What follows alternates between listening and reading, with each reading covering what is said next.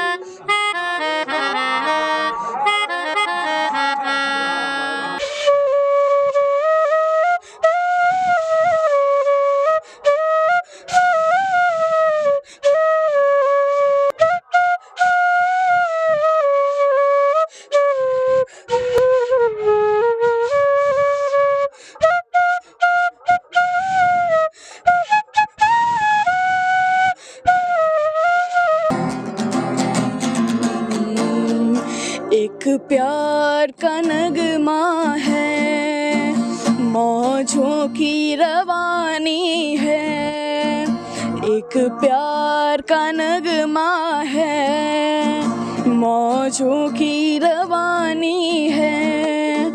जिंदगी और कुछ भी नहीं, तेरी मेरी कहानी है। एक प्यार का नगमा है, मौजों की रवानी है। जिंदगी और कुछ भी नहीं, तेरी मेरी कहानी है। एक प्यार का नगमा है।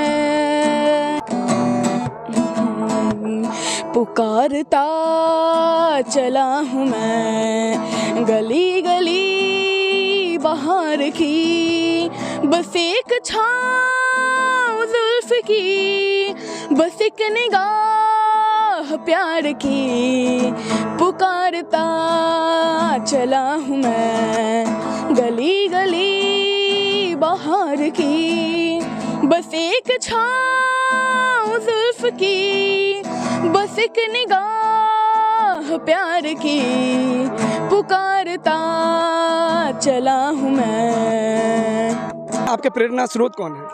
AR रहमान है, और म्यूजिशियंस जितने भी हैं ना, मतलब पियानो के कोई म्यूजिशियंस है जैसे कि बीथोवन, कॉपिन, जॉपलिन, वो सब AR रहमान, वही सब के कारण मुझे भी अच्छा लगता है वो।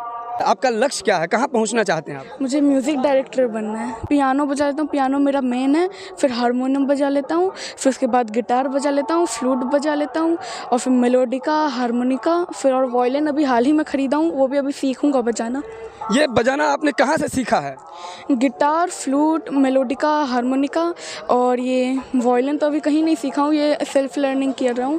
और फिर सिंगिंग का, पियानो का और हारमोनियम का भी सीख रहा हूँ। मिथिला के लाल जो कर रहे हैं कमाल, 12 वर्षीय लड़का जो कि इनका एम्बिशन बता रहे हैं कि हमें म्यूजिक डायरेक्टर बनना है बॉलीवुड में, और AR रहमान है, AR रहमान को ये फॉलो करते हैं, उन्हीं को देख करके ये सीख रहे हैं, प्रेरणा स्रोत इनके रहे हैं। कला एक साधना है, योग है जो मन की अंतर मन से निकलता है। नमस्कार, मैं हूं आकाश मिश्रा, आप देख रहे हैं मेरा गांव मेरी धरोहर न्यूज़ चैनल। इस वक्त हमारी मौजूदगी मधुबनी जिला के कलवाही प्रखंड क्षेत्र अंतर्गत हरिपुर बक्सी टोल में शंकराचार्य धाम परिसर में। मिथिला जो जगह है, मिथिला क्षेत्र, यहाँ कलाकारों की कमी नहीं है, प्रतिभाओं की कमी नहीं है। एक से बढ़कर एक कलाकार हैं जो राष्ट्रीय मंच हो या अंतर्राष्ट्रीय मंच, हर मंच पर मिथिला का प्रतिनिधित्व करते नजर आते हैं। चाहे वो शिक्षा का क्षेत्र हो, चाहे वो कला का क्षेत्र हो, मिथिला में आए दिन ऐसे प्रतिभावान की हमेशा सम्मान होता आया है। इसी सम्मान सभा को लेकर जो इससे पहले आपने मिथिला सांस्कृतिक समिति के बैनर तले देखा था, जहां पर बंशीधर झा 4 धाम यात्रा, 12 ज्योतिर्लिंग यात्रा, 7 सप्तपुरी यात्रा और ये सारे यात्रा साइकिल के द्वारा तय किया था। यही मिथिला सांस्कृतिक समिति के तत्वावधान में उन्हें सम्मान किया गया था। और ये जो सांस्कृतिक समिति है, ये हमेशा ऐसे ऐसे प्रतिभावान को खोज के लाते हैं और अपने बैनर तले उन्हें सम्मान करते हैं। उसी कड़ी में यहाँ मिथिला पुत्र जो कलवाही प्रखंड क्षेत्र अंतर्गत हरपुर मालटोल के निवासी श्याम सुंदर झा और रीना झा, इनके 2 संतानों में से एक संतान जिनका नाम है नैतिक झा, जो इस वक्त हमारे साथ हैं। 12 वर्षीय लड़का इस समय मिथिला का प्रतिनिधित्व कर रहा है और ये राष्ट्रीय मंच हो, अंतर्राष्ट्रीय मंच हो, हर जगह सोशल मीडिया के माध्यम से वायरल हो रहा है और हर जगह मिथिला का नाम रोशन करने में कहीं भी कोई कसर नहीं छोड़ रहा है। इनके बारे में एक और चीज़ कहा जाता है कि ये क्विक लर्नर हैं, कोई भी भाषा में अलग अलग तरीक़ों का इंस्ट्रूमेंट बजा लेते हैं। और इनकी जो खासियत है, इस विषय में हम बात करने से पहले जो मिथिला सांस्कृतिक समिति के जो बैनर तले जो ये प्लेटफॉर्म है, ये किस प्रकार से उनको खोजे हैं। मिथिला सांस्कृतिक समिति के आप अध्यक्ष हैं?